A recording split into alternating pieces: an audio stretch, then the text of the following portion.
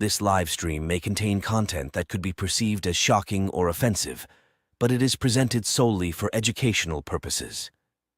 Viewer discretion is advised. We strive to adhere to community guidelines, and any potentially sensitive material is shared with the intent of fostering understanding and learning. Yo, what's going on, guys? It's your boy, Atypical Security Guard. Today, we're going to be talking about non-permissive EDC. What is non-permissive EDC? Non-permissive EDC refers to the set of items that individuals carry with them in environments where traditional EDC gear is restricted or prohibited. We are all aware that in today's society, there are so many places where you simply cannot carry your items. It's almost as if they want us to be victims. We are in, 2024? We're in 2024. We'll call this the age of victimhood, right? Every situation, every place that you go, it's like almost, just goddamn, I'm getting all frustrated. It's almost like it is mandated that you be a victim, right? They don't want you to carry your firearms. They give you a hard time. If you want to carry your pocket knife, God forbid, you want to open carry a large knife to protect yourself. There's just rule after rule after rule. Now, you still have to protect yourself. What can you do in these environments? Well, these environments often include places with strict security measures, such as airports, government buildings, schools, and countries where strict weapon laws are in play. The goal of non-permissive EDC is to remain prepared and protected while still adhering to local laws and regulations. Today, we're going to be talking about the three items that I suggest that you look into, right? I am not an attorney. I'm not giving you legal advice. I am not telling you that you should carry these items. I'm saying simply that if you live in an area, if you go to places where you cannot carry your EDC items, these might be options for you, okay? I'm simply giving you options to look into, not telling you that you should do this or not. Several key aspects to non-permissive EDC. That includes covert and discreet. These items are designed to be both inconspicuous and heavily hidden to avoid detection. The next aspect is legal compliance. Of course, these items chosen must comply with local laws and regulations to avoid legal issues. Please research and understand all of your legal environment laws and rules. Now, the important thing to remember about non-permissive EDC is that we're looking at everyday items with dual use, right? These are going to be ordinary objects that can serve dual purposes. You're looking at something, for instance, like a sturdy pen that could be used for self-defense, right? And today we're going to be focusing on three specific items, their benefits, their drawbacks, and their viability. Now, I'm pretty sure that you guys, if you're into the EDC community, if you think about protecting yourself, you think about protecting those that are around you. If you've ever had to go to a concert or some sort of function where you couldn't take your firearm, you couldn't take your knife. If you're like me, you're probably thinking to yourself, like, what do I do? I'm one of those people where I literally feel butt booty naked if I don't have some way to personally and physically protect myself in every environment.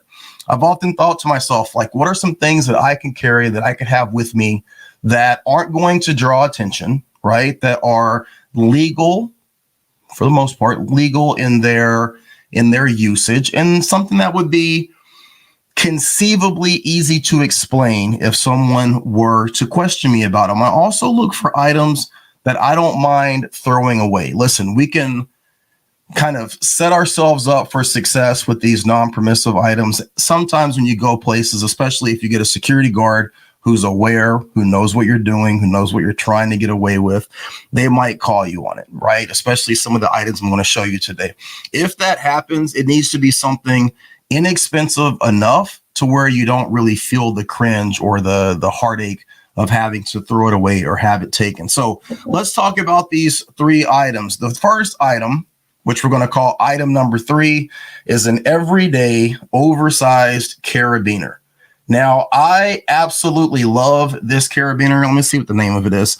It says Force on it, and I actually got this carabiner at a Army surplus store, but it's one of the only carabiners that it's thicker than most carabiners, but at the same time, it's pretty light. It's got a great clip here. Let me take this thing off here. It's got a great clip with a nice snap. This thing is very, very hefty. Some of the benefits of the carabiner, right? Number one, versatility and utility. A large carabiner can be used for various purposes, such as securing gear, right? Attaching items to a bag or a belt, or even in emergency situations. If you're carrying around a carabiner in your pocket, it's hard for people to argue what you're using this for, especially if you have your keys on it, if you have it attached to, say, a loop on your belt buckle, if you have it attached to your bag. Lots of ways that you can carry this around and not draw a lot of attention. Some of the benefits of it in terms of using it for a self-defense tool, if you were to do that, not saying that you ever would, is that while it's primarily designed for climbing and gear attachment, a large carabiner can serve as an improvised self-defense tool. Now, in almost every state, right, brass knuckles are illegal to carry, to conceal, to have on your person. Check your local listings. Brass knuckles are a very easy way for you to get tripped up. However, the cool thing about a carabiner, if I can get it in the shot here, is that you can kind of put it on your hand, and if it's large enough, it will brace up against the inside of your hand. Some people would say that this is what you call a fist load. I don't know that that's true or not, but hypothetically, if you were to wear this like this, place this on your hand, you could conceivably use this as a loaded fist punch. Now, the great thing about a carabiner of this size is that it gives you a little bit of space between your knuckles and the outer side of it. And I have actually, on a couple of occasions, punched really hard up against a wall. I've actually hit a tree. I've done some things with this. And the cool thing is that it's large enough to actually fit into your hand and not bounce back up against your knuckles. This is a great option for a hypothetical self-defense tool. The great thing about this is that if it's in your pocket, you can just leave it right there. You can reach in, slip your hand into it without having to look at it, and you can bring it right into your field of need. Also, a great thing about a carabiner like this is for people that are not comfortable or versed in self-defense or fighting, there's not a lot of training that's needed. Something like this, even if used in a hammer fist action like that across, say, like the bridge of the nose or in the soft little T-box area, very, very, very effective. You know, if I were to have a woman in my life, like a wife or a young daughter who wasn't comfortable carrying a firearm, carrying a knife, this might be something that I would, you know, kind of lean towards and explain to them the benefits and the usages of it. And also, I think it costs like $8 to $10. So if you have to throw it away or leave it in an area, you're not going to feel any sort of way about that. The second thing is something that we often hear a lot about, but I rarely see people in an EDC environment carrying these. I've seen law enforcement officers carry them. I know a couple security guards that carry them. That is the tactical pin. Now, the name of this company is Ankakh, Ankakh, and this was actually given to me by a law enforcement officer. So this is one of the tactical pins. My camera here is kind of mirrored, so it's hard for me to always get my stuff in shot. But you can see that this is made from aircraft steel. It is very, very strong. One of the great things about this pin is that the window brake is on the bottom. It actually works as a normal functioning pin, but the window brake is on the bottom. And then on the top here, where there's space for a flashlight, I don't have a battery in there. One of the things that I like about this brand above others is that you can place your thumb on the top. A lot of tactical pins, they put their window brake right here. So it makes it really difficult for you to put your thumb on the top. It's important when utilizing a tactical pin to make sure that you have space to put your thumb on the top right here so that you can better grasp and utilize this for strong strikes, slashes, anything that you would do with an actual knife. The benefit of a tactical pen is that if it doesn't look too outrageous, it doesn't look too crazy, if it actually functions as a pen, most people are not going to give you a hard time with that. If you're going into an environment where you can't take a pocket knife, a tactical pen is a great option. My only issue with tactical pens is that if you are to use a tactical pen, you have to treat it just like you would as a knife. This is often considered a non-lethal weapon, but I have to disagree, because if you're utilizing this in an effort to defend yourself, if you're actually slashing, you're actually, stabbing or jabbing with this, the probability that you're going to have the exact same result that you would have if you were using an actual knife is pretty high. I know that people talk about, doing pressure points and putting it on the hand or putting it on the arm, all of these different bullshido type martial arts moves that you see people doing. And an issue where you legitimately feel that you need to utilize this more times than not, and you don't have anything else on you, you're going to employ it the same way you would a knife. So I caution people that if they're going to carry this, to not underestimate the damage that it can do, and also to not underestimate the situation that you would find yourself in if you were to utilize this. You have to be able to articulate why you took the action that you did, even though what you're using is a pretty innocuous item. Most people understand that that thing can do some damage. So what are some of the benefits of it? Everyday utility. Based on its self-defense capabilities, a tactical pen functions as a regular writing instrument, making it a practical and useful item for everyday tasks. In terms of self-defense, a tactical pen is designed to be a discreet and effective self-defense tool made from durable materials like aircraft-grade aluminum or stainless steel. It can be used to strike, slash, and cut. And guys, I am telling you, this thing is extremely sharp and very, very, very robust. Again, do not underestimate the benefits of this. If you're going into a situation, you can't take that pocket knife, you can't take that firearm, heightened situational awareness, an understanding of how to use this, when to use this, how to employ it.